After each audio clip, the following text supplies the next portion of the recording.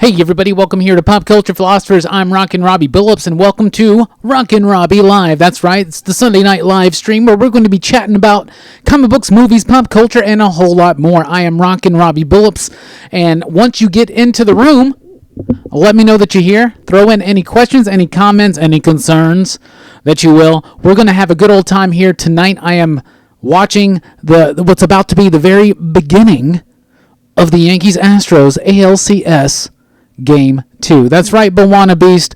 The Cowboys lost their third in a row today. What's football? Does football even count? Because right now it's the baseball time. That's right. Yankees and Astros are starting right now on FS1. What's up, David? What's up, Watch People Die Inside? What's up, Slime, Eddie, and S Squared? How are y'all doing? What's up, Reggie? How are you doing? Is everybody hearing me fine? Is it too loud? Is it too soft? Just let me know if it's wrong. We'll talk a little bit about Joker tonight. We'll talk a little bit about what's coming up this week in new comics. Lots of excitement, including Jonathan Hickman's X-Men. Fantastic stuff. We'll be asking the question of the day, and it is horror movie related yet again. And lots of excitement. Some show and tell.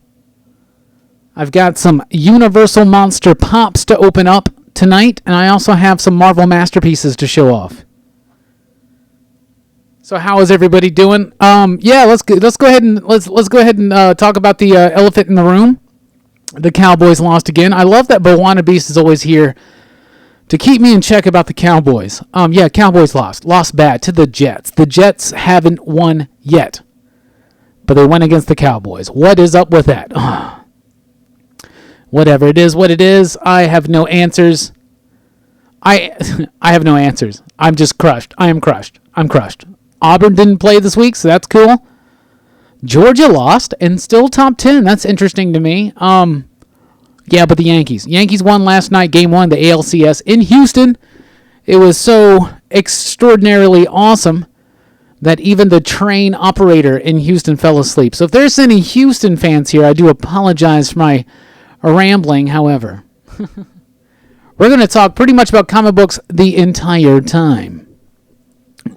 Here, especially in football season and postseason of baseball, we're always going to be talking about this every so often, talking about sports.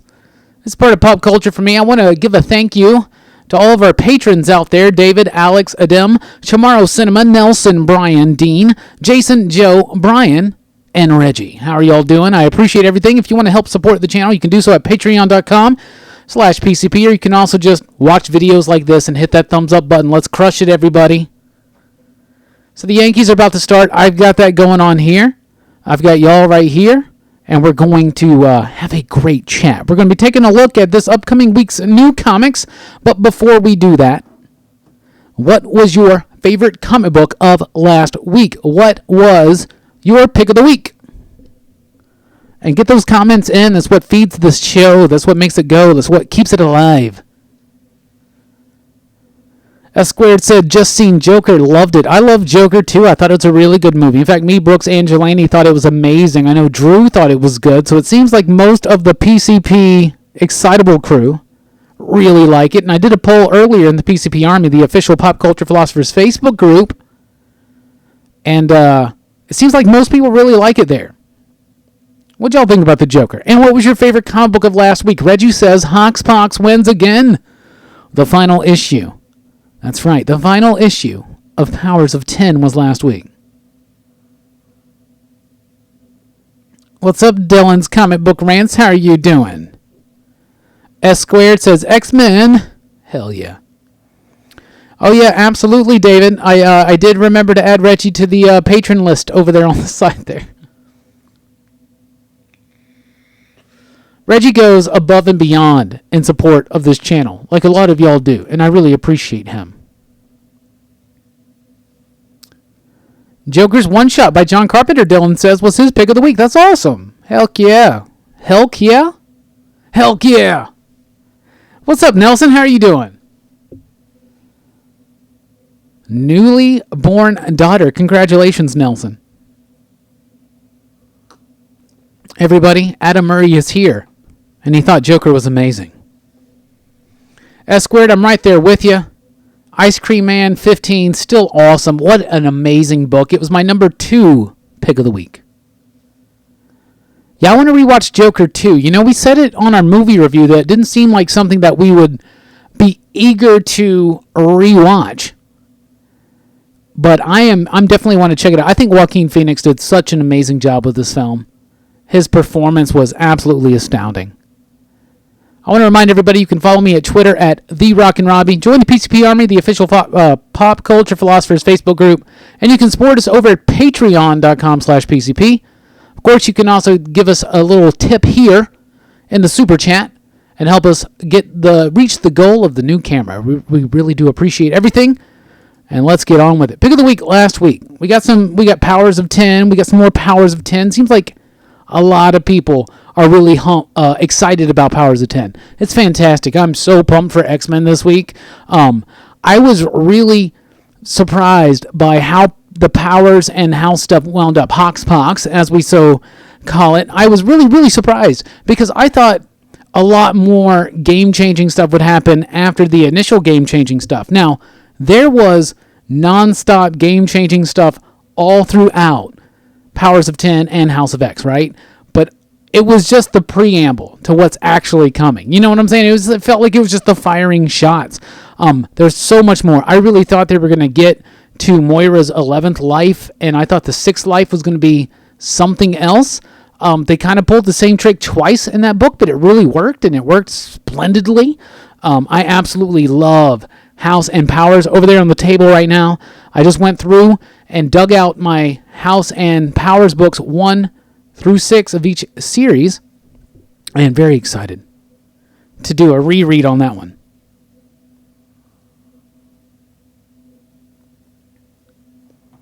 Oh, absolutely, Nelson. I really do appreciate the encouragement. This weekend, I am going to Memphis Comic Expo. So if you're in Memphis and you're going to be at the show, be sure to keep an eye out for me. I'll be walking around, having a good time. Scott Snyder's going to be there, so I'm very excited to meet him. But yeah, I did express you the idea that, comic book creators, they're still very, they're celebrities to me. It's hard for me to, it's not hard for me to talk to them, but I get a little starstruck. And, yeah, I'm definitely going to feel that way with Scott Snyder. I'll tell you that. But I'm also excited to meet, Peter David, because I'm going to get him to sign some of my Star Trek novels and my Aquaman #1, so that's super cool. Anybody going to be at the Memphis show this weekend? What's up, Derek? How are you doing? Eddie says he loves Powers of 10. Heck yeah. Nelson says his pick of the week was Powers of 10. What do I think about Damian joining the Legion of Superheroes? I'm cool with it. It's just going to be temporary. Here's the problem, though. We know that Jonathan, when he comes back, well, we don't know this, but it is heavily rumored that Jonathan's going to come back aged up again. Is that going to happen with Damian? I doubt it, but I hope it doesn't. Yep. Got to restart my game stream right here. It was bugging out on me. There we go. You got the big heart. You got Ortiz and you got A-Rod up there chatting, talking heads about baseball. Go Yankees, y'all. Yankees dominated last night. And I apologize to anybody on my personal Facebook feed because I was Yankees out last night. But as far as Damian joining the Legion of Superheroes, I'm cool with it. It's going to be a fun exploration. I like how it jumps out of that last issue of Superman. But he'll come back. He won't be aged up too much. He won't be there forever. There's Joe Buck and John Smoltz right there. But I think it's okay. We'll see what happens. Yes, Derek, it looks like Wolverine's back to being in everything. So I'd rather have Wolverine back in everything than Deadpool. So whatever. Yeah, absolutely. Yeah, Wolverine's back. He's going to be all over the place. I'm excited to see if what Benjamin Percy can do with him in X-Force and, of course, in his own solo series.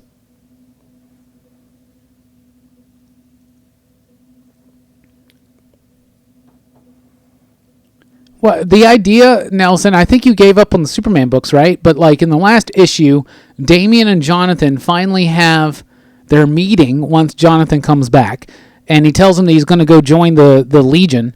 And Damien's like, were you going to come and let me go up there? I want to go to the future too. And so I think it's cool. I think they'll just bring Damien there for a story or two and then just keep on going.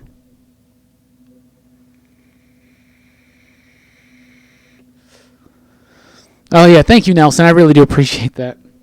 To win 3 in a row, I got on such a Cowboys high. And then to lose 3. To the teams we lost to. The Jets, the Saints, the Packers, whatever. But still, the Jets? That's crazy. Yeah, okay, you guys want to talk about 5G? Let's talk about it. Okay, so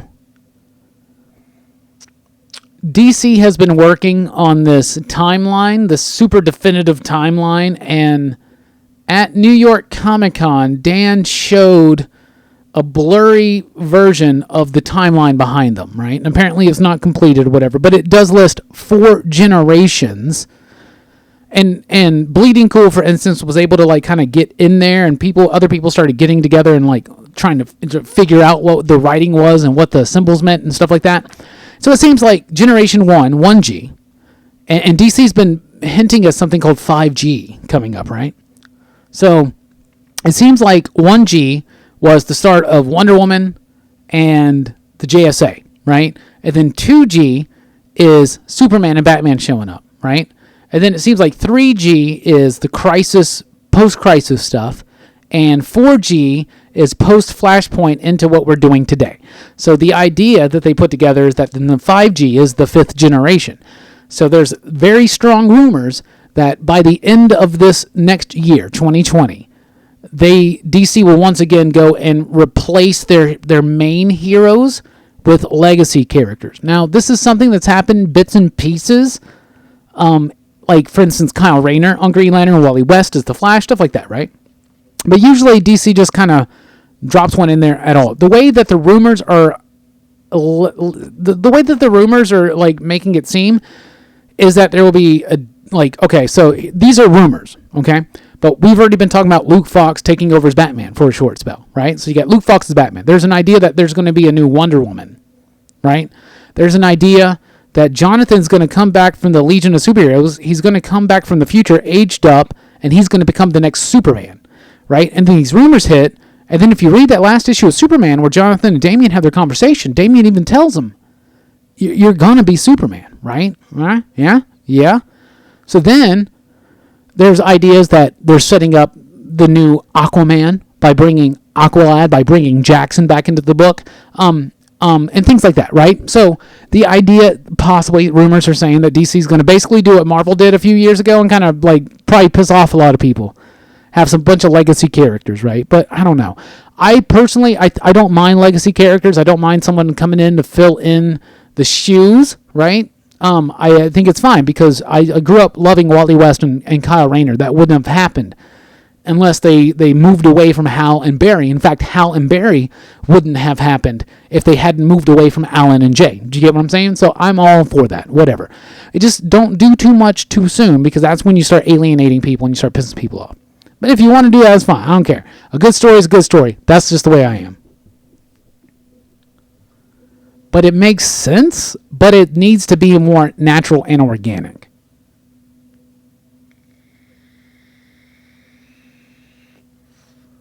What's up, Tony? How you doing? Kind of in transition with my comics. My shop has my pull list correct, and I order at least $280 a month. So I might go to a new shop. Yeah, I mean, if you got a shop and it's not, giving you, if something's happening, they're just never gonna, seems like they're never actually gonna get the pulls done for you. That sucks. Plenty of places online that can do that, but it does suck. And of course, digital. Digital, you can get them like that. What's up, Tony? What's up, One God Tank? Cowboys did blow it again, yeah. What happens to the old G's? Nothing, right? You can always go back and read those comics if you want.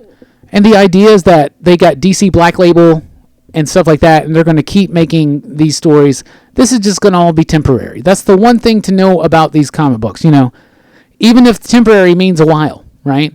So Wally West became Flash in 85, 86, right? So to me, growing up, that was Flash, right? Now Barry Allen's back. So it may have been an extended amount of time, but Barry Allen is Flash again. So it's all going to keep going back to the way it was. But what will happen to the old generations? I have no idea. I'm interested to see what happens.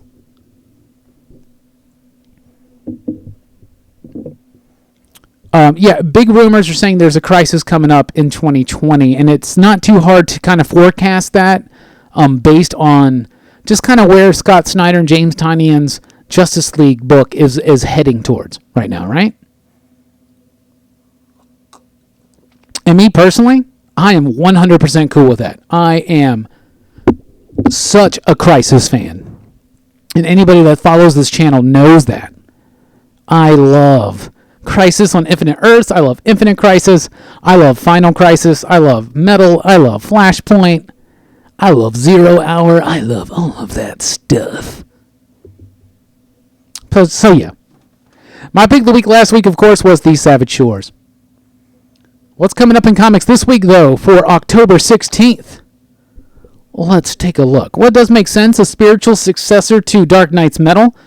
Dark Knight's Metal is kind of what launched the new Justice type stuff, right?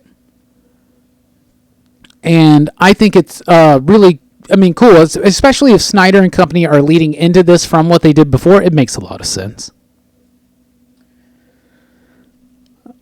But y'all know Bendis is there, right? Yeah, that's what y'all getting at. And Naomi may be very important to that. It may be.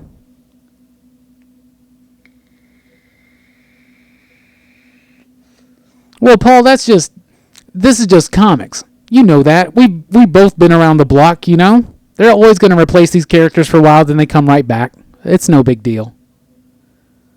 Good story's a good story. I hope they're good stories. That's what I'm saying. But I do think I would caution DC from doing such a line-wide change all at once. You know? And I'm not...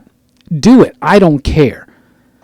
Good stories are good stories. That's just me. But I know a lot of fans get alienated and when it happens too forcibly like that across the line. So just do it naturally, do it organically. But yeah, Paul, you know, yeah, Paul, we so used to this. But no, I'd be cool to I think it's cool to let's explore Jonathan being Superman and living up to that legacy. You don't really get to see. You know, one of the best things to me about Kyle Rayner and Wally West when they were the Flash, and I really got a lot of this, especially on the Kyle side, from Grant Morrison's JLA, and we just did a comics revisit on that, right? But the idea of what that was like for Kyle to live up to the legacy of Hal Jordan, like that was a major character thing, and Ron Mars explored that in his own book, and Wally had to deal with that in the late 80s, in the early 90s. When Wade and Jeff Johns were doing that book, it was still Wally was being judged by that, like, right? When Ed Brubaker kills Steve Rogers, right, post-Civil War, and Bucky becomes Captain America, it was a great exploration on what it meant to live in that legacy, in the shadow of Steve, right?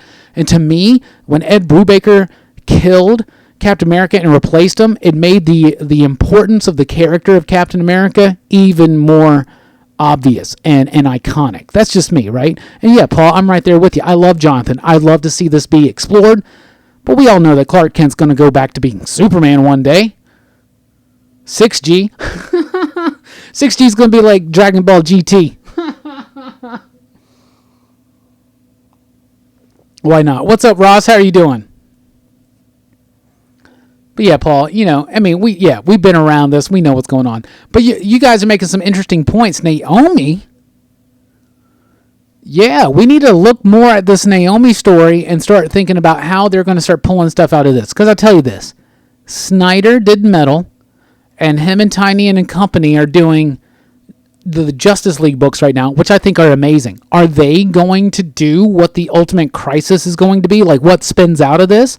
I would like to think so. But are they really going to give 2 Crisis events in a row to the same writer? Talking about Snyder, excuse me, right?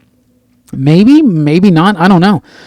I feel like Snyder's hitting a point in his career where he's about to start doing and aiming his ideas more towards creator-owned stuff. You know what I'm saying? They just recently sold Undiscovered Country. It's a very lucrative thing. once you have Hollywood knocking at your door, right? When you're a content creator and a comic book writer. So I think Bendis is going to be the future of DC right now. So if you want to kind of forecast into what's coming, pay attention to those Bendis books, and if you read that last issue of Superman, it definitely seems like he's setting up. It definitely seems like he's setting up this 5G stuff. I'm just waiting for DC GT, where they all go back to being like kids. I'd be cool with that. We're about to get into this upcoming week's new comics. Joe says Powers of 10 was awesome. Pick of the week. Absolutely. That's such a great book. My pick of the week was The Savage Shores. My number 2 was Ice Cream Man. I'm pretty sure it was number 3 or 4, though. I absolutely love Hoxpox, and I love this bold reimagining and reinterpretation, and with so much respect to what's come before that Hickman's doing on the X-Men books. And Larraz and Silva and Gracia are just doing such an amazing job on the artwork. Mueller's design work, fantastic stuff.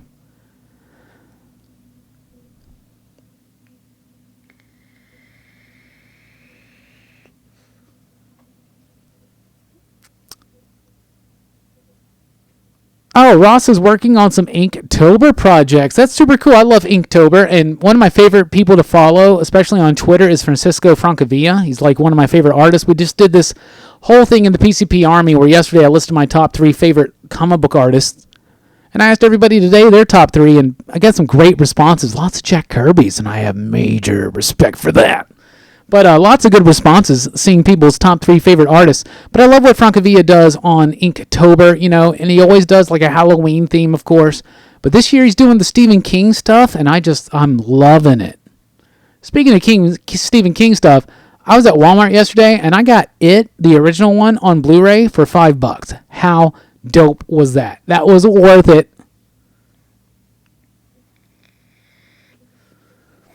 I disagree with you on so many things. As you should. Who am I? What do I know? But, dude, I agree with you 100% on DC changing things up. It will be good if they write it well. We need a shakeup. Yeah, I think we need a shakeup, but maybe not too much of a shakeup, right? Some things are working. Some things aren't. We need to see what's going on. How long is Bendis going to be there? I think Bendis is going to be there for a while, to be honest with you. I really do. I don't really have much thoughts on the Blizzard Hong Kong thing. I don't really follow, like, Blizzard. I know, like, my lady was talking about that. Like, I've heard things about it, but I'm not informed enough to have a thought on it.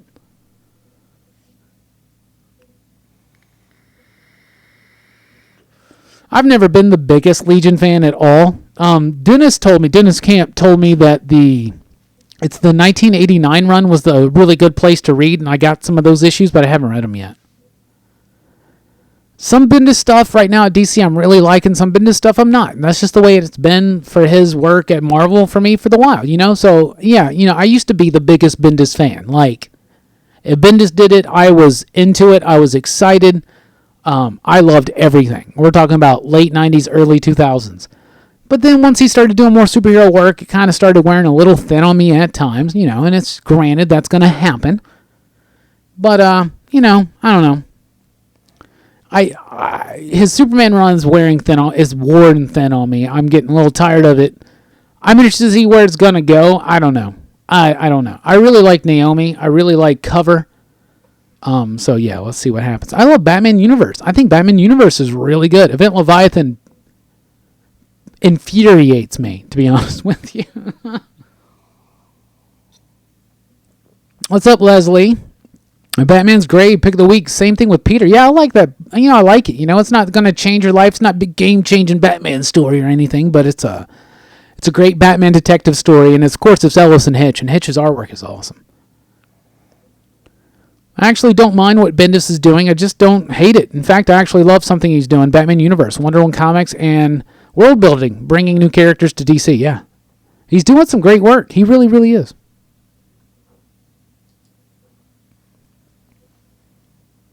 That was weird why they wouldn't let that comment go through.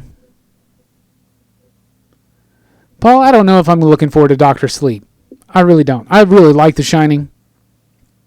I know it's not much like the book, My girlfriend's a huge Stephen King fan, and she recently read Doctor Sleep, and she's like, cause she's like, Doctor Sleep is not in any kind of way a sequel to the movie. It's a sequel to the book, right?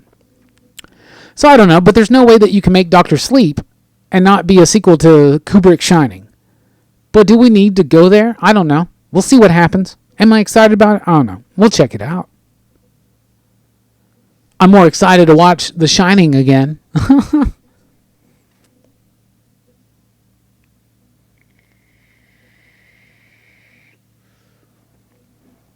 It's not the 5 years later run. It's the... Oh, wait. Yeah, maybe it is. He said that was the best stuff. He said he really liked that.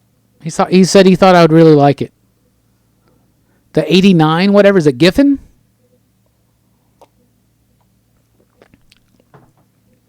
Who's your favorite DC writer right now? I like what Snyder's doing, but I think he's setting up his...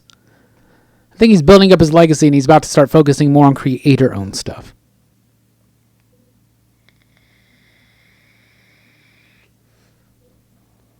I think Doom Patrol works better when they're just kind of on their own in their own little thing. That's just me personally, though.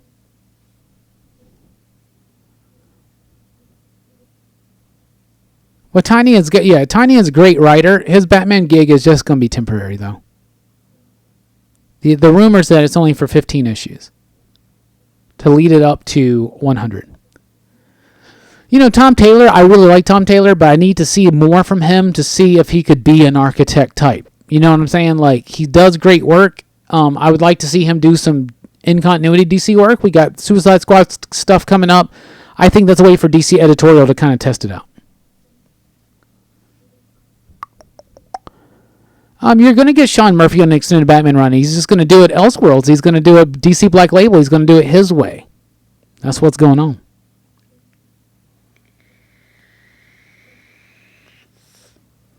Doom Patrol versus X-Men? Are you asking me who would win? At this point, the X-Men. For sure. What's up, Comic Corpse? Yeah, Undiscovered Country. I have an ash can right over there of issue number 1 I still haven't checked out. And I need to. Yeah, the Silver Age Doom Patrol is dense and weird and wild. And it makes sense what Morrison and Way and company did with it. What's coming up this week in comics? Let's see. Let's start with Image. We never do that. Analog number 9 is out this week. Excellence number 6. Gideon Falls number 17. Always a great new comic book day when Gideon Falls arrives. The Gagora trade paperback and the 3rd trade paperback of Gideon Falls is out this week. Hit Girl Season 2 number 9. Marked number 1 is the new one from Top Cow Image, I believe. The Realm number 15. Rumble number 17. And Trees, 3 Fates number 2. From Dark Horse this week, we've got the Calamity Kate trade paperback, so that's awesome. That was a fun book. Mask, I Pledge Allegiance to the Mask number 1. The Mask returns this week. Steeple number 2, that was a fun book. I liked that one. Orville number 4. Strayed number 3. From IDW, we have Crow Hackslash number 4. DuckTales, woohoo, Silence and Science number 2. H.G. Wells, The Island of Dr. Moreau number 2. Marvel Action, Black Panther number 4. My Little Pony. Friendship is Magic number 83. Star Wars Adventures Return to Vader's Castle number 3. Starcadia Quest number 2. Transformers number 13. From Dynamite, we have Betty Page Unbound number 5. Chastity number 2. Death Defying Devil number 3. What else? Vampirilla number 4. From Boom Studios.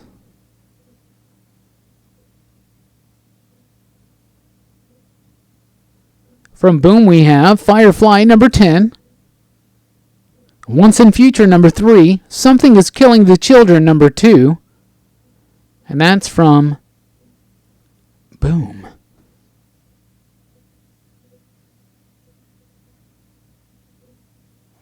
From other publishers this week, we have Archie 708 Cult Classic Creature Feature number 1. There's an advanced review for that on the channel right now. I loved it so much. Speaking of Elia Rahal, we have Midnight Vista number 2, Dark Age number 3, Dark Red number 7. Dead Beats is a musical horror anthology graphic novel out in shops this week with artwork and stories from Danny Lore, Liana Kangas. It's edited by Joe Corallo. Very excited to check that one out. Killer Groove number 5, Killers number 4, Midnight Sky number 2, Psylords number 5, Rick and Morty vs. Dungeons and Dragons 2, Painscape number 2, The Spook House Halloween Special, Strangelands number 4, and Tank Girl number 7. We'll get to the big 2 here in just a second.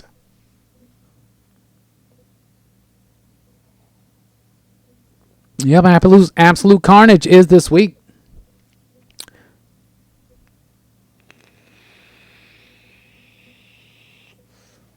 Yeah, there's some exciting ones on the big 2s we're about to get to. Hey, we got a Jets fan. Tony, congratulations. Let's hope the Yankees win at least, right?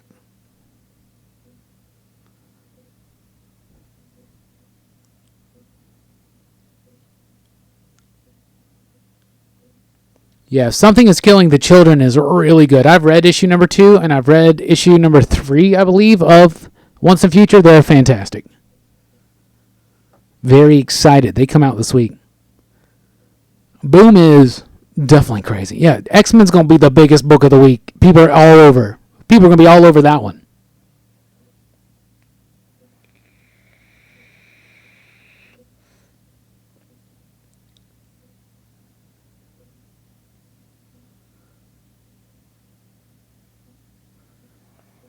All right, let's start with DC Comics here. Aquaman number 53 is this week. Batman number 81. Flash Forward number 2. Inferior 5 number 2. Justice League number 34. Lucifer number 13. Mad Magazine number 10. Metal Men number 1, starting a new 12-issue maxi series. Nightwing 65.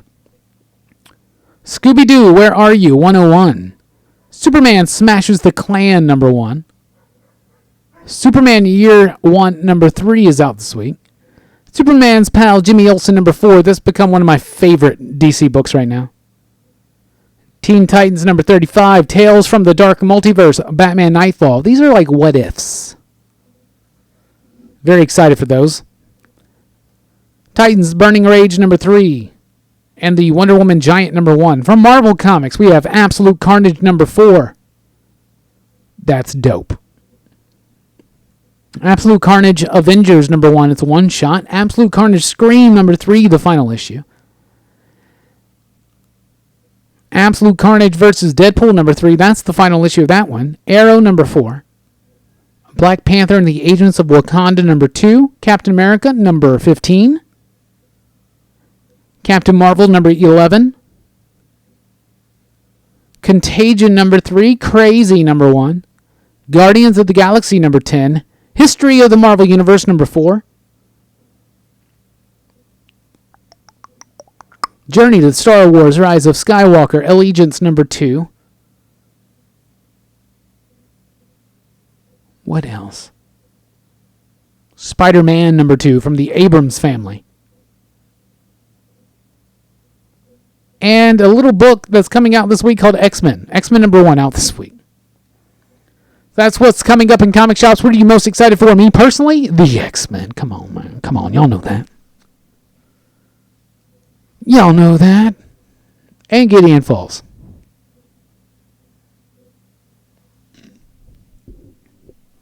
Panthers won today. Helped ease the pain of the Braves getting waxed. Best of luck to the Yanks. Thank you so much. I hated seeing the Braves go out like that.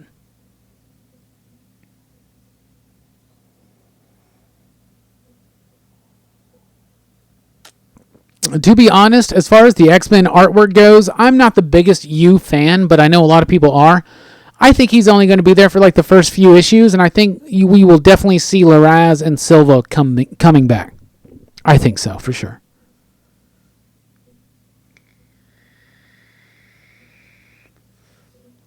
I hope the conclusion Absolute Carnage is dope as well. This was originally, issue number 4 was supposed to be the final issue, but it's not. We got one more coming.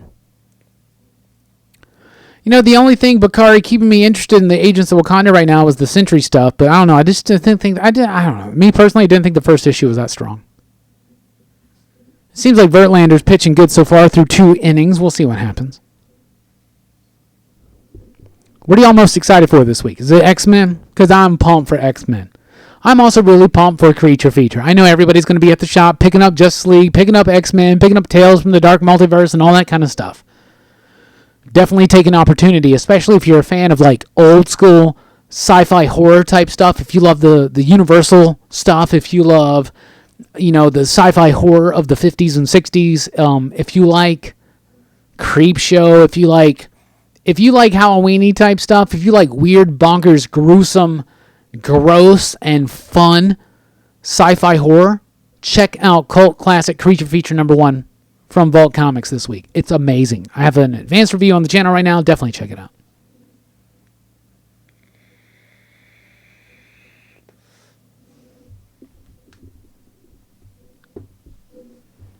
Suicide Squad teasers, thoughts? That's a good question. Everybody, I've seen some people kind of be like, this looks terrible, this looks dumb. It's meant to look like that. It's the Suicide Squad. And the one thing about the last Suicide Squad movie that didn't really have was like a lot of deaths, a lot of like expendable characters. That's what James Gunn's doing. He's having fun with it. Those characters are dying. They're cannon fodder.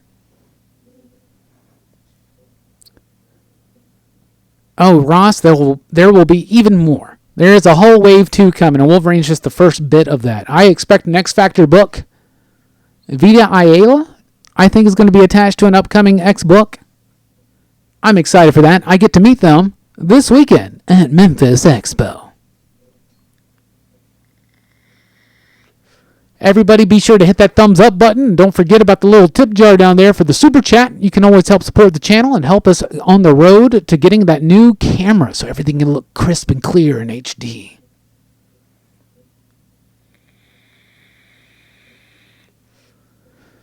Encarnacion is at bat right now. I'm a little distracted. Top of the second, 0 outs. Go Yankees. Not gonna lie, wasn't crazy about the John Carpenter Joker book. What'd you think? Well, I gave my thoughts on the weekly comic book review. I thought it was okay. It was just okay. It wasn't the greatest. I know a lot of people are expecting a lot more because it's written by John Carpenter. And I guess my main point I made was it's an idea, I'm sure, that John Carpenter had. But I'd be more intrigued by John Carpenter directing a Joker movie. However, we just had a Joker movie, and I thought it was actually pretty decent.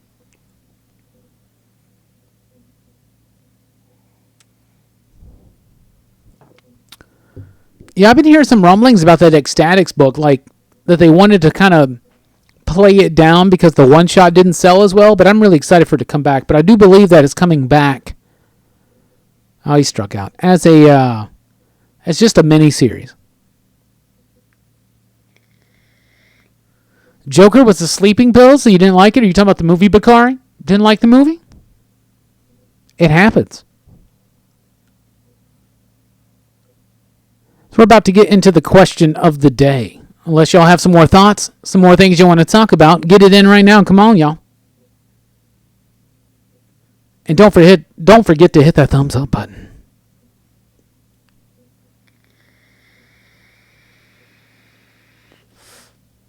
Joaquin Phoenix was amazing in the role. I think the movie was good for me, The Joker. I thought it was good. We did a review for it. I thought it was good. I didn't think it was the best movie of the year at all.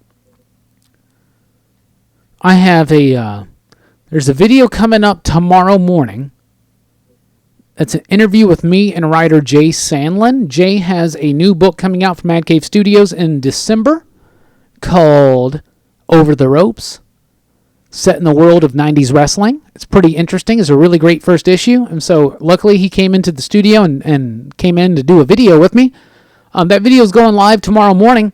I asked him what his favorite movie of the year was. Then he asked me. He turned the question around. He said, what do you like?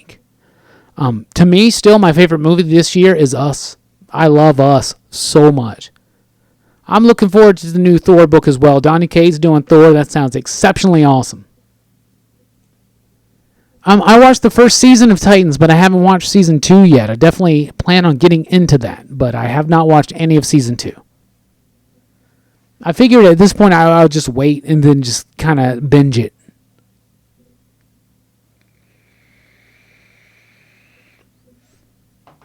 So we're about to get into the question of the week. The question of the week. This week's question. Jesus Christ.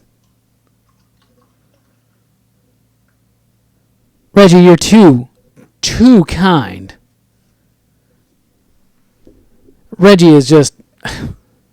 Thank you so much, Reggie. I'm astounded. That is amazing. Thank you so much. I really do appreciate that.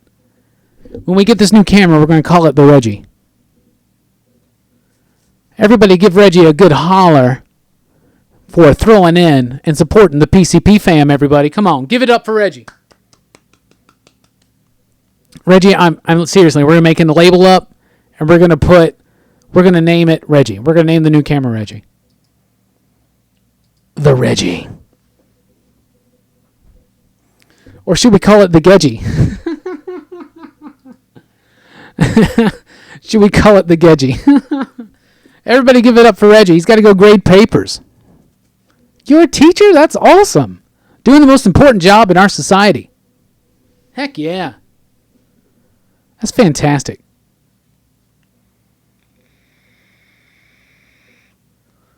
What do I think about the Joker getting lower grades than Captain Marvel? I mean, that's everybody's opinion. You know, I mean, some people are definitely going to like Captain Marvel better. I see how some people would think that it's a better movie. I see how some people would think Joker's a better movie. Me personally, I think Joker's like right here. I think Captain Marvel's right there. I really do like Captain Marvel. I really do like the Joker. But neither of those movies are us. Just that soundtrack alone. Ha, ha, ha, ha, ha, ha, ha. Huh, huh, huh, huh, huh, huh, huh, huh. I think if you have seen us, you know what I'm talking about. That score is amazing. What's going on, Yankees? We got 2 on, no outs. Oh, come on, y'all. I mean, critics are critics, you know what I'm saying? Audience is the audience, who cares? You know, what do you think? What do you think is better? Do you like Captain Marvel over Joker? Do you like Joker over Captain Marvel? Me personally, I would pick Joker over Captain Marvel, but I think Aladdin's a better film. Hot take. I'm not even kidding. I think Aladdin's a better film this year. But that's what I'm trying to say. I'm not telling you that Aladdin is better than the Joker or Captain Marvel. I'm just saying I liked Aladdin better than those 2 movies. See, not Lou Ferrigno says Joker's better than Aladdin. That exactly. For me, it's not the case. It's weird. I don't know. I love Aladdin, though. Yeah, Zombieland double tap this week. You know, I was looking at the guys this week, and I was like, hey, you know, Zombieland 2's next week. Brooks is like, I've never seen the first Zombieland. I was like, what? So I was like, well, let you borrow my Blu-ray. And I was like, oh, I don't even have it anymore. It's been so long. It's a really late sequel. No, Lou, I get what you're saying, not Lou. I get what you're saying. I understand. I think Joker's a better made film. I think Joker is a better film than Aladdin. I think Captain Marvel is a better film than Aladdin. Me personally, though, there's something about Aladdin that I absolutely love. Definitely my favorite Will Smith movie of the year, not Gemini Man. I don't know if y'all watched our movie review of Gemini Man, but I didn't like it so much. Neither did Jelani. Brooks really liked it, though. I hope y'all check out our movie reviews. We have a lot of fun doing those, and they're back. I really like Aladdin so much. I really like what they did with the character of Jasmine. I love the music, how they expanded it out. I love the way it was shot. Yeah. Yeah, right. I'm right there with you, Slime. Gemini Man had so much potential. It really did. It was a lot of wasted potential, though. Sadly. Question of the week. And it is horror movie related, as we're doing at this time of year. And I hope that you guys have been enjoying the live movie commentaries. They probably will continue to a point after Halloween. They may not all be horror movie related or whatever. But the next one we're doing is going to be House of Dracula. And that's this upcoming Friday night. Depending on the Yankees game. I got to look at the schedule. But it'll sometime this week.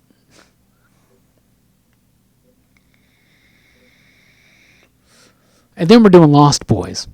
So I'm really looking forward to a Lost Boys live movie commentary with y'all.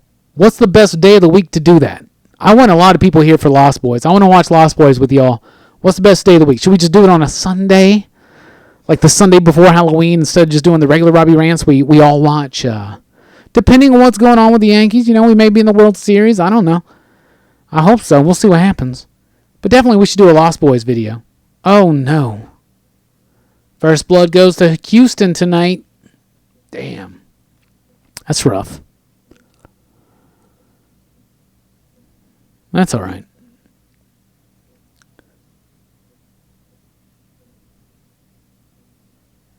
Well, more people like Captain Marvel than if a movie which grossed over $1 billion has less people who graded it. Well, does that mean something? Let's be honest, y'all. When it comes to movies, the only thing that really matters is how you feel about that movie. You know what I'm saying? Like, there's no definitive this movie is better based on how much it made versus what its critic score is versus what its audience score is. Like it's all subjective. It's all just whatever you think. That's the most important thing. And that's what we're all about here at Pop Culture Philosophers. Everybody, a lot of people, I get comments here and there. Why don't you cover this comic book? Why have you stopped talking about this one? Why don't you talk about this movie? Why don't you talk about this TV show? Well, we're not trying to focus on what we don't like. We're trying to focus on what we do like. And we enjoy focusing on that more. You know what I'm saying? So, whoops. Anyway, so all it really matters...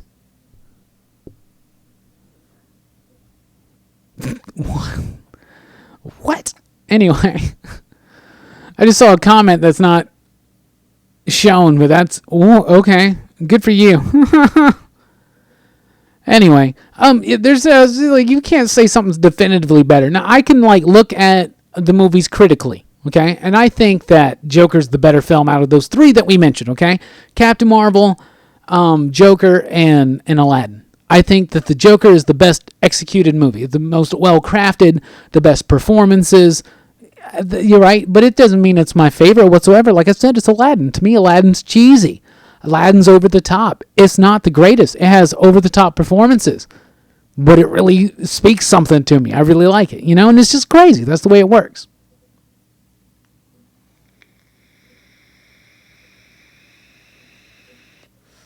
Some people like Gemini Man. Brooks like Gemini Man.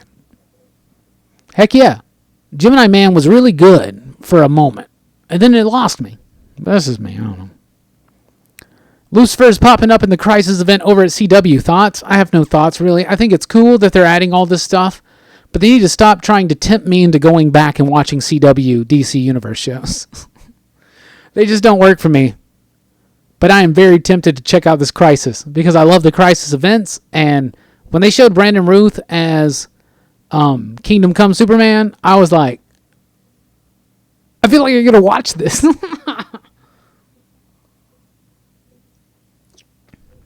All right, let's sound off right now. Let's do a poll. What is your favorite movie out of these three? Joker, Captain Marvel, or Aladdin? I'm going Aladdin. Sound off, everybody. That's not the question of the week, but we're about to get into that. Sound off. Captain Marvel, Joker, or Aladdin. I still think the best movie of the year, for me, my favorite movie so far this year is Us. Still is Us. Joker, there is, as David would say, there is only one universal, undeniable truth. Todd McFarlane is the most hated man in comics. Now, let me tell you something, David. And I appreciate you, David. David's my homie. I see him every week. I take his lunch money. But I would not say Todd McFarlane is the most hated man in comics. I would say the most hated man in comics is probably someone more along the lines of Rob Liefeld. But that's just me. What am I smoking? Some good shit. Come on. Us and the Joker. Yeah, I mean, I think the Joker's really good. I do. can't answer, won't be watching Joker, and that's fine. Not Lou, I think you should check out Us. It's really good. Do you like Get Out? I think it's as good as Get Out. I think it's a little bit better because I think it has a better score, and I'm a big sucker for a good score on a horror film. If it's something that just really like, then I'm all for it, right? And I just really think there's a lot of like depth to it and a lot of symbolism I really, really like.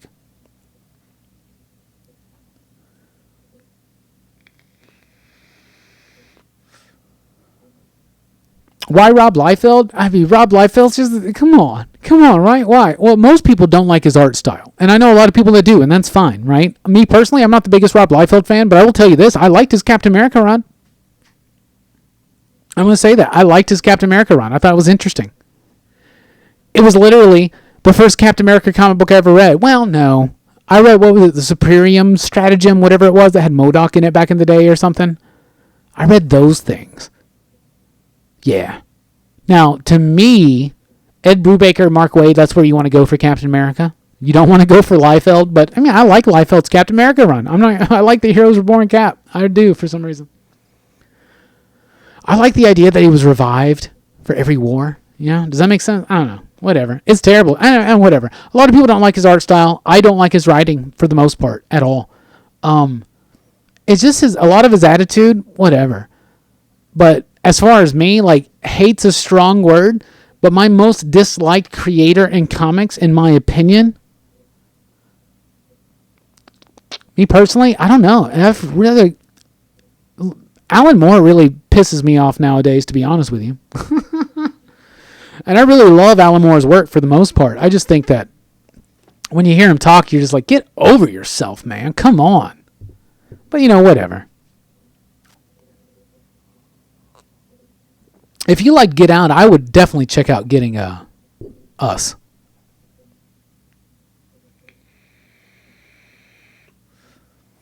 Yeah, that's exactly what I was trying to get out, Slime. Yeah. Not liking someone's style is one thing, but the attitude is something else. You know, I love Alan Moore's writing for the most part, but God, his attitude nowadays, it's like, come on, dude. Why don't you be a little bit like thankful for like the idea that comic books has given you a career and you can do whatever you want. You can sit up in a wherever, you know what I'm saying? Like, I mean, come on, man. There's so many of us that would kill to have Alan Moore's career. You know what I'm saying? But I don't know. I'm not Alan Moore. I haven't gone through his experiences. So who am I to judge?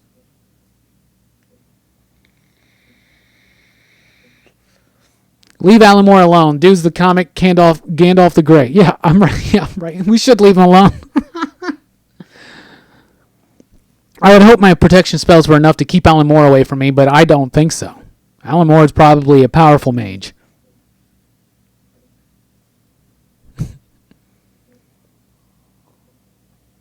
Hate is the lowest form of love. I don't think there's been a wiser statement said ever.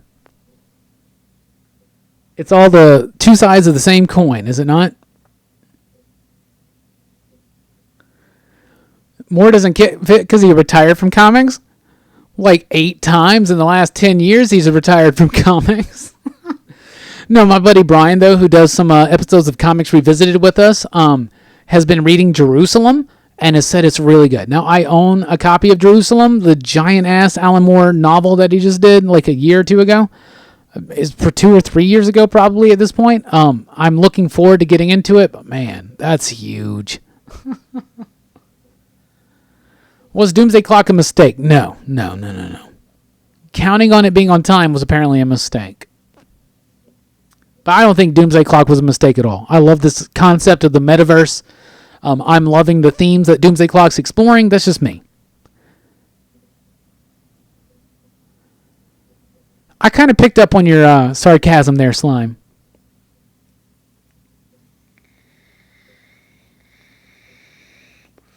I'll tell you this.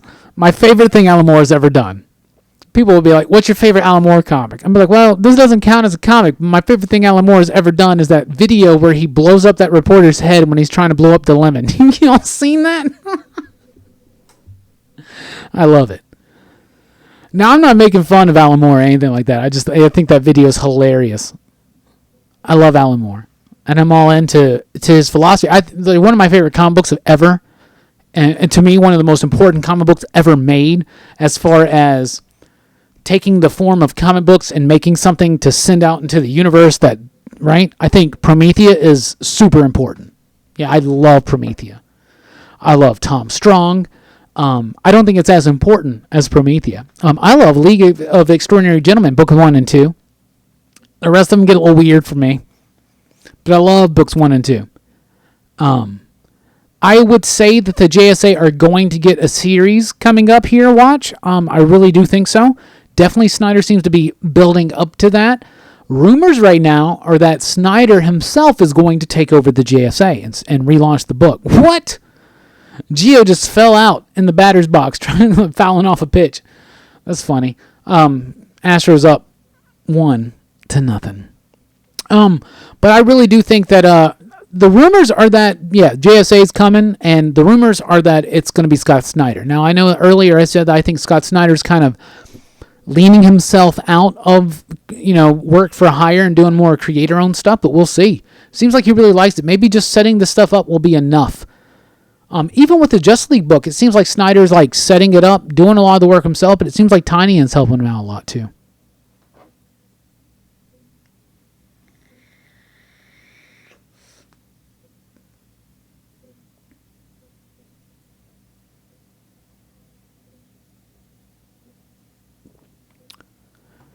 Really glad DC didn't screw over their artists. It sucks to wait, but now people will have one single collection with one artist. Yeah, they're talking about the Gary Frank on the Doomsday Clock. Yeah, I think that's... With something like Doomsday Clock, it sucks that it was late, but it definitely is the right thing to do to just let it be late, because the book will stand on its own. It's already explained what it needs to explain. Now we just get the final battle, the final fight. There you go.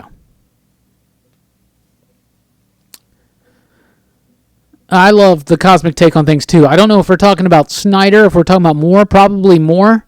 But yeah, either or, but especially Moore. I really like it. I love the cosmic stuff. I love weird, wild, metaphysical, crazy, cosmological, superhero-y, dumb type stuff. I love it. Yeah, Promethea is owned by DC.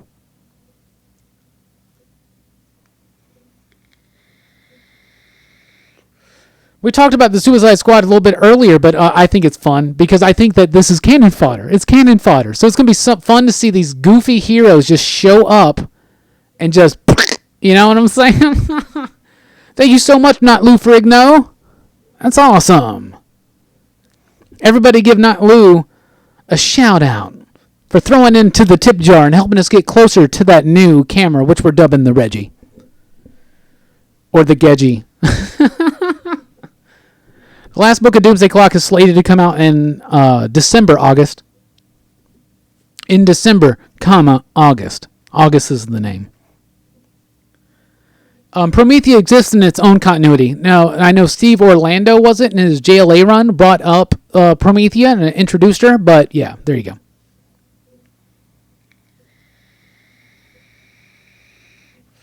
Everybody give it up for Lou. But yeah, that JSA stuff, that's all cannon fodder. One of the dudes that works for us had posted that Nathan Fillion is playing Arms Fall Off Man. I'm really excited to see James Gunn have some fun with this.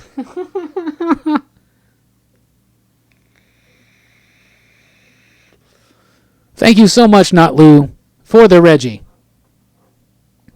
That's right. We're building up. We're trying to get a new camera. We got some things picked out. We got some solutions, but it costs a little bit of money. So here in the last few weeks, we've been asking people to donate and help support the channel on Patreon. So once again, I want to thank the patrons: David, Alex, Adem, Tomorrow Cinema, Nelson, Brian, Dean, Jason, Joe, Brian, and Reggie. And Reggie's been so far above and beyond that we're going to name the new camera after him. It's going to be called the Reggie. We may rename the studio David Hatch's Huntsville Attic Studio.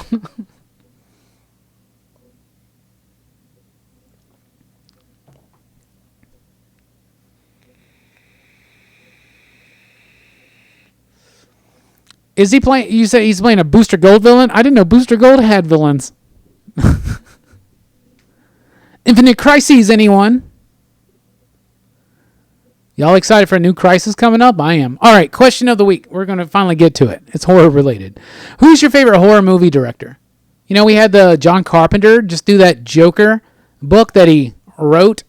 I love John Carpenter. Me personally, I'm going to start off. I'm just going to, in no particular order. Oh, I don't have enough crap in here to be called the David Hatch dude. I said David Hatch's Huntsville Attic, okay? I don't know if you've seen this place, David. I probably don't have as much stuff as you. Granted, okay? You're right.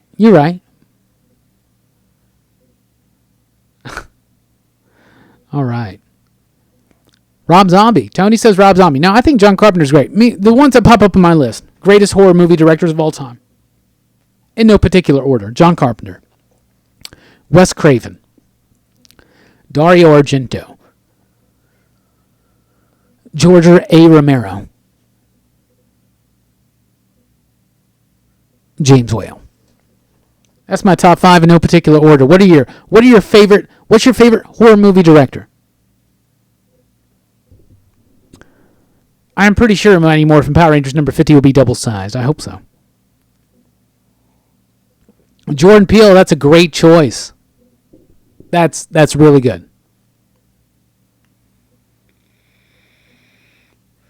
John Carpenter, Wes Craven, James Wan, David Hatch says. David, that's excellent picks right there. James Wan's a good one to throw in there, for sure. The Conjuring and Saw alone cement his legacy. Absolutely. There was a time, I would say Eli Roth. Maybe not so much anymore. Who else? Toby Hooper. Who else? Todd Browning. Who else?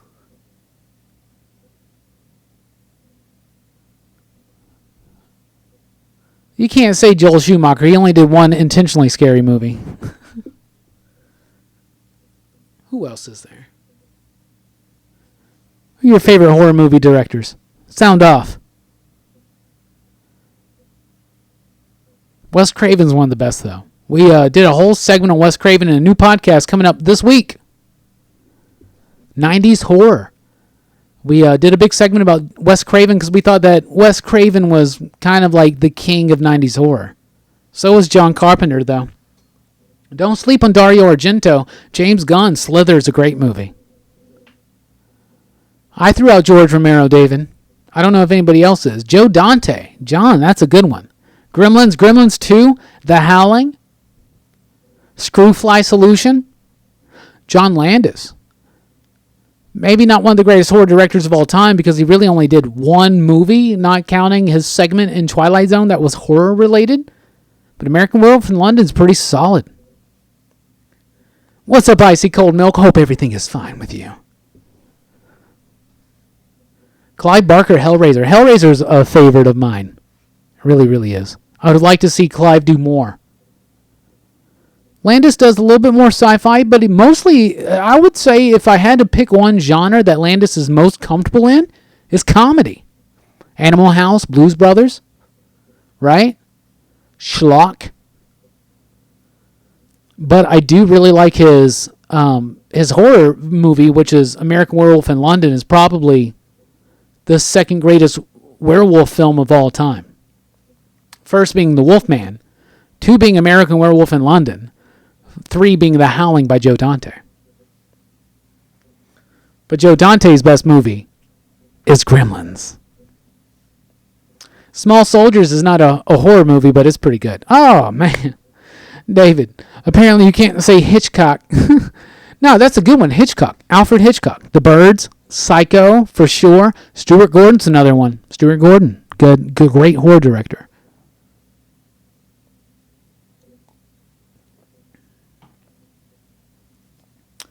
I don't know why, but I always thought Doom Patrol had so much potential to grow into something and not just stay weird for the sake of being weird. Do you agree? I think they have potential, but it doesn't seem like they ever live up to that potential. Does that make sense? No, I think they live up to exactly what they're trying to do. But I like it. If it was too popular, it would be too much like the X-Men. That's what I would say. I like the Doom Patrol being on their own and not as popular, because I think that I think it would be a little watered down if it was popular. They would definitely have to water down the stories.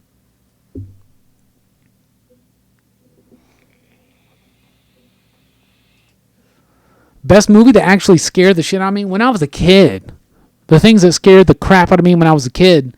The Exorcist. I don't like that movie that much anymore. It's kind of ridiculous and silly, and it makes me laugh now. But when I was a kid, it really freaked me out. The Thriller music video really freaked me out when I was a kid. Like, it bothered me so much.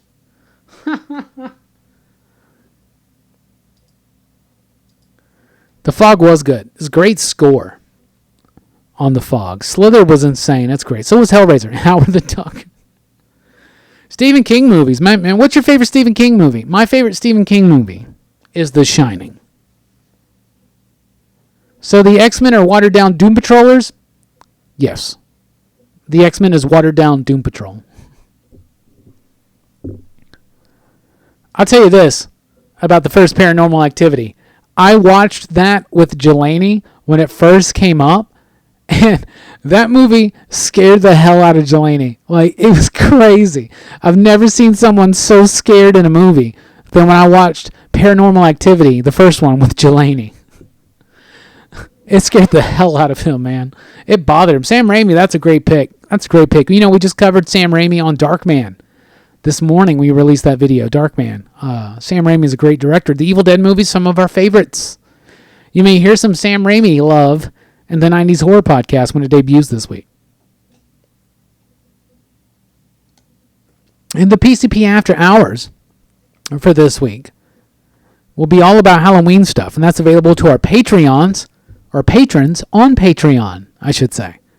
So if you're over there at patreon.com/PCP, you can support us for as little as $1 a month. What does that get you? It gets you exclusive content. And we do a PCP After Hours podcast. After every podcast, we leave the mic live, and we just have a nice, fun conversation. That's available to Patreon subscribers. All this stuff is available at the very beginning level, which is $1. We also do early access to Comics Revisited. So that's super, super cool. Excuse me. We also do early access audio only weekly comic book review. That's right. The weekly comic book review. If you like the show, if you like my weekly comic book review, you get it on Patreon, an audio only version. As I'm making the video, you'll already have it, an audio version of the weekly comic book review every week, 3 to 4 hours before it's available to everyone else for $1 a month. How fantastic is that? And you help us get closer to our goal of that new camera called the Reggie.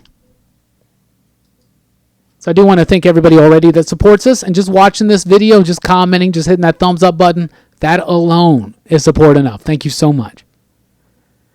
Do I watch anime? Before I get to that, you were scared at home after the movie. The last movie I watched that scared me legitimately when I went home that night was Frailty. Frailty scared the fuck out of me. Frailty made me fearful because I know people like that. You know what I'm saying? Like, you know what I'm saying? I live in Alabama. I know people like that, damn it. Paranormal Activity was so fun because Jelani was so damn scared, right? Me and him worked at a movie stop at the time. And I totally would just play up on that. And I would hide late at night when no one else was in the store and it was just me and him. I would hide and just pop up out behind the sci-fi horror section at him or something like that and just scare the hell out of him. Jelani's easily scared, though. I'll tell you that. Do I watch anime? I'm not an avid anime watcher. I like a lot of anime. I don't know if a lot is the thing. I do like anime, but I'm not an avid anime watcher. I don't watch things just because they're anime. The things that I do like, I love Akira. I love Neon Genesis, Evangelion. I love Escaflowne. I really like that one. I'm a little bit more old school. I don't think I've kept up with it at all in the last bit. I I like the stuff like Princess Mononoke. That was cool. I remember that. I love Blood, the Last Vampire, the movie. I never saw the series, Blood Plus. I loved Trinity Blood. I really liked that one. I love Samurai 7. Or is it 7 Samurai? Samurai 7. I really like that anime. I like Blue Seed. I like, what else? What else is there? I love Samurai Champloo, which leads me to think of Cowboy Bebop, Outlaw Star. I like those. I love Big O. I have not watched Attack on Titan. I've only seen the first 2 episodes of Castlevania, but I want to get back into it because Warren Ellis writes that show, and I'm a big Warren Ellis fan. I love the Saw franchise. I think it's the franchise of the post 9/11 horror world.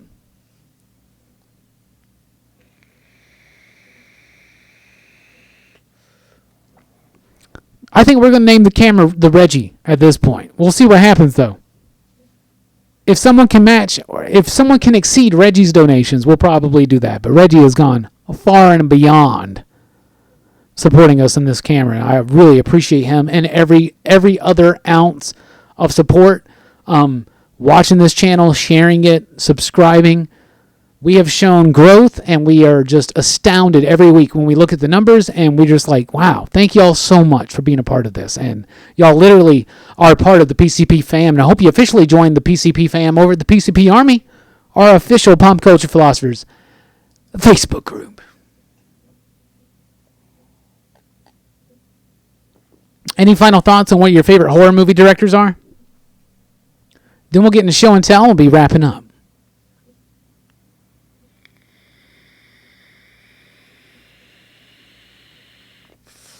Yep, Sweet Home Alabama. You know it.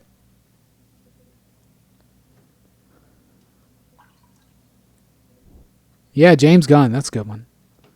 I'm really excited for Suicide Squad. I think it's going to be a riot. I think it'll be fun. All right.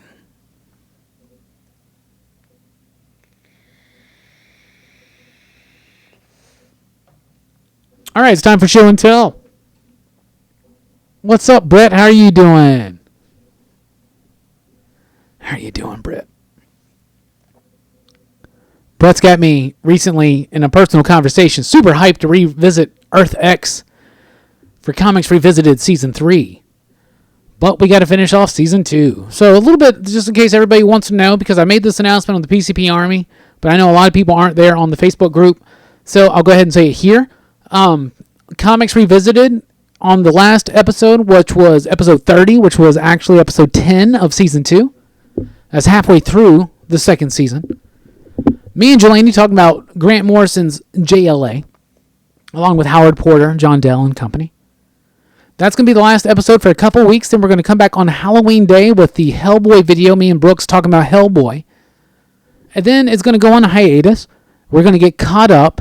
And then when we are caught up, we're going to finish off the last 9 episodes back to back, week to week. And that's going to be super, super fun.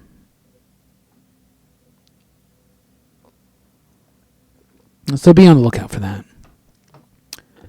My thoughts on Scorsese's comments on the MCU. I mean, they're valid. It's his valid, opinion. That's cool. I'm a big Martin Scorsese fan. I understand what he's saying. I also understand the aggravation about what he says. But it's just the way that he feels. You know what I'm saying? I get where he's coming from. I think he made the mistake in saying that it's not cinema. I think he's very limited in what he conceives in his mind as cinema. But I get what he's saying, and it's his opinion. I disagree. But I do understand that there's a difference between the MCU films and Scorsese films. And not all of them are winners, whether it's MCU or Scorsese. But to me, it's all cinema.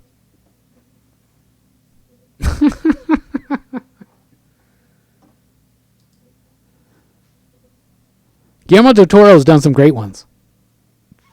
Hellboy, Blade 2. We did this 90s horror thing, and I was like, is Blade a horror movie? Is Blade a horror movie? Because if it's a horror movie, it's my favorite 90s horror movie. Right? But I didn't count it.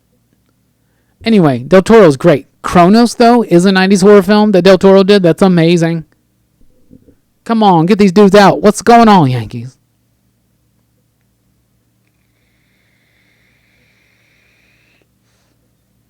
Blaze is one of my favorite movies ever. That New Mutants movie's going to come out eventually, right? I'm surprised at this point it hasn't come out like on Fox, like that Generation X pilot or whatever. Yeah, Blade's legit though. All right, time for show and tell. Whoops. It's Halloween time. They still plan on putting that movie out in April or something? We'll see, right? We'll see. So it's Halloween time. You guys know I love the Universal Monsters, so let's open up some Universal Monster Pops I've been holding on to for October. So here we go. Astros flying. I mean, there's still a lot of time. It's the third inning. Come on, Green. He's going to get this third out. Or am I behind y'all and you already seen a home run or something? So we're going to open up this Frankenstein pop right here. The cool thing is this is a Walgreens exclusive, I think from last year. He's got the little flower from when he drowns the little girl. So let's open it up.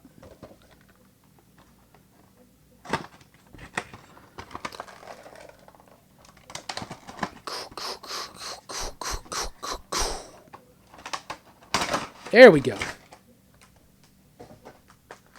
All right. It's pretty much just like the other Halloween pop that they did for Frankenstein. This is what's cool, though, is when they initially did the first line of Universal Horror Pops, Yankees got out of it. When they first did the initial, well, he should look like Frankenstein from the DC because it's based on this, right? Anyway, when they first did these, it was when Pops all looked like this. Yeah, there you go. I couldn't tell what arm was what. Anyway, yeah, they all had that generic look, right?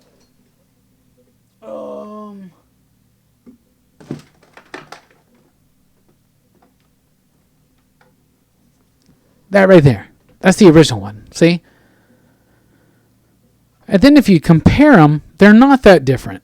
The only difference is, the color's a little bit different. But I think the new one obviously looks better. And I like the little flower thing. And I'm surprised. I don't know if y'all noticed, but when I leaned back to grab that, I knocked into everything. And I'm surprised everything didn't fucking fall. Anyway. So yeah. New versus old. I think it's pretty obvious which one looks cooler, the better paint job. That one right there. It's just like the Dracula one, right? Okay.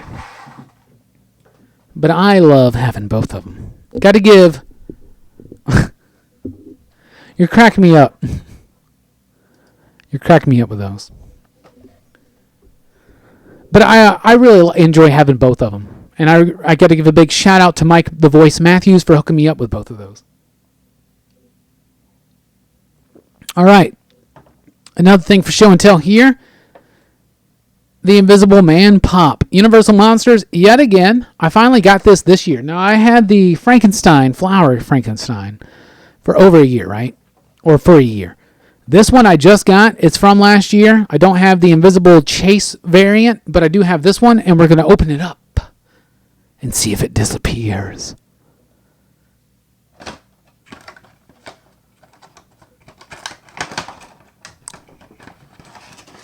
The Invisible Man is one of my favorite horror films. I said when we were talking about our favorite horror movie directors, I mentioned James Whale. He did The Invisible Man, and look how great that pop is. He's got the beaker right there with his scientific liquid. He's got his robe on, his pajamas. He's got the glasses, the wrapping, the bandages. Oh my God. That is amazing. And also, once again, big shout outs to Mike the Voice Matthews for hooking me up with that. So, there you go. I should get the Drax Pop and the Invisible Man Pop and my John Cena Mystery Mini and I'll put them together and see if anybody can see them.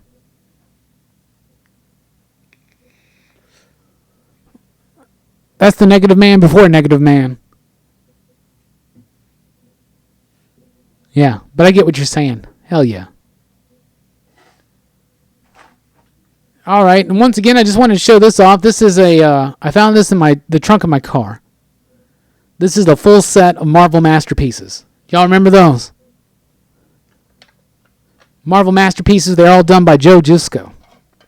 So I just want to point out a few of these cards at random. Let's see. And if you remember the Marvel Masterpieces and you want to see one in particular, shout it out right now.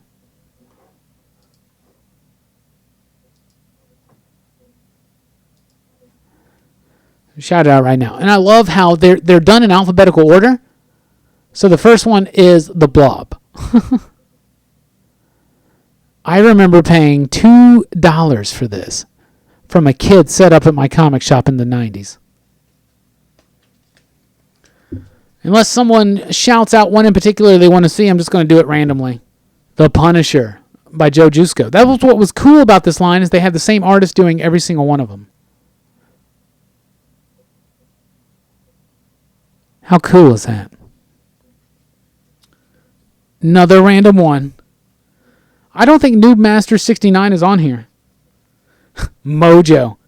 Mojo's crazy because I hated Mojo stuff. When I was a kid and there was a Mojo episode of the X-Men animated series, I'd just be like, God damn it. You want to see Captain America?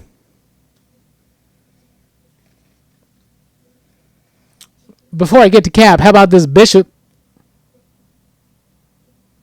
That Bishop is dope. And this was like right after he first appeared. Oh, it does not want to focus. Focus. Focus.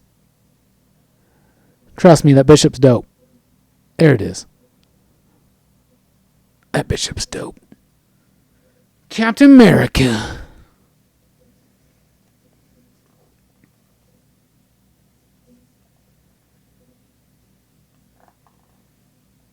There he is. And the really cool thing about the Captain America, if I remember this correctly, doesn't it kind of go with the Namor and the Human Torch from the Invaders? Or am I thinking of Marvel Masterpieces 2? I'm thinking of Marvel Masterpieces 2. That Captain America card is dope, though, with the eagle and the flag behind it. Yeah, that Bishop's dope. Strong man? You mean strong guy? They did do strong guy, didn't they? Oh. On my way to see Strong Guy, that Sabretooth. Oh my goodness. That Sabretooth is dope as hell. Look at that. And that's the costume.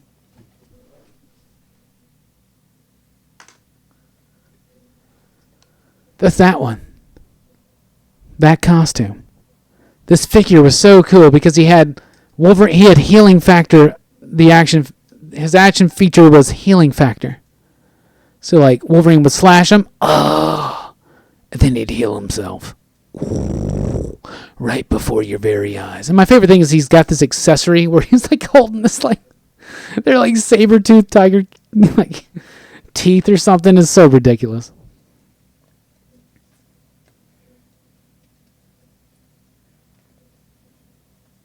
Yep. There it is. Strong Guy. Here he goes, Tony. This is just for you.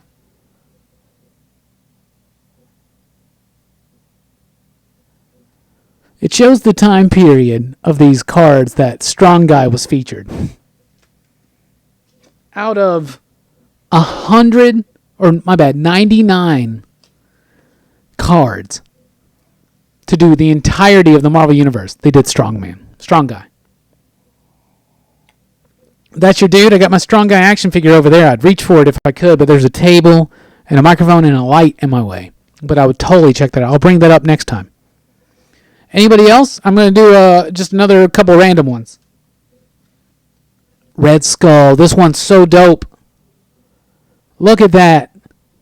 The coolest thing about these, aside from just the badass cards and the artwork by Joe Jusko, they did the comic book miniseries, Marvel Masterpieces, where they had them in comic books, and they had the whole set. And you could see them in the bigger artwork, because the artwork's just amazing. There's Red Skull. There's the Human Torch. Another random one I'm pointing out. Lots of nice, dynamic, fiery energy in that one. Heck yeah. Any other? Okay, one more. Let's go. Moon Knight. Iron Man. Okay, got a couple. Yeah, I see him. Moon Knight, Iron Man. Let's do it. Oh, first of all, got to show my dude. Night Thrasher. That's my dude right there.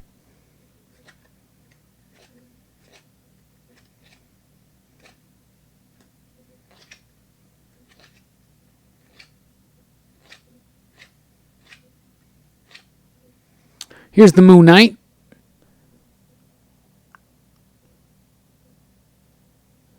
Now let's go to Captain America. Not Captain America. We've already shown that one. Iron Man. Here's the Iron Man 1.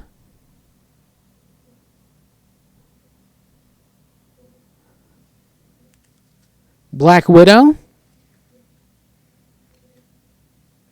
Black Widow in her very 90s costume. With the short hair. And the collar. Popped collar.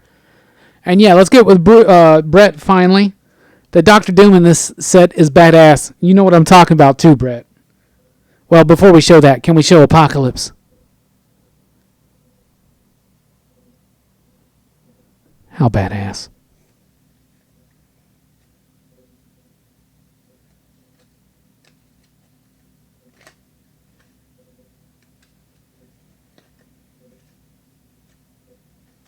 Looking for the Doctor Doom now.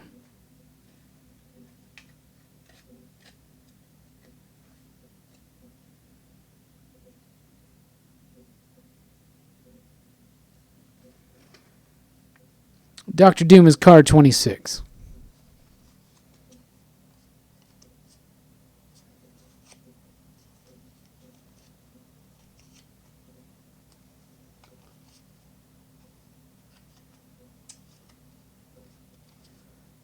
Found him.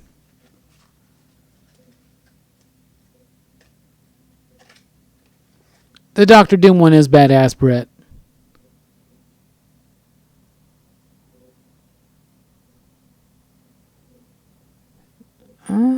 Not wanting to focus on that. Maybe there's too much going on.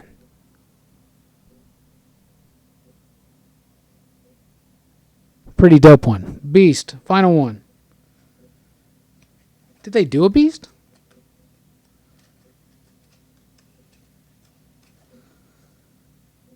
Yep, they did. Number 7.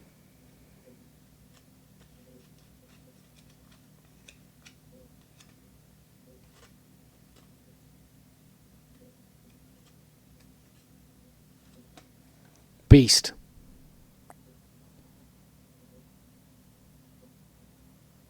All right, I appreciate everybody for watching the video, checking us out. I really do appreciate everything, especially all the donations.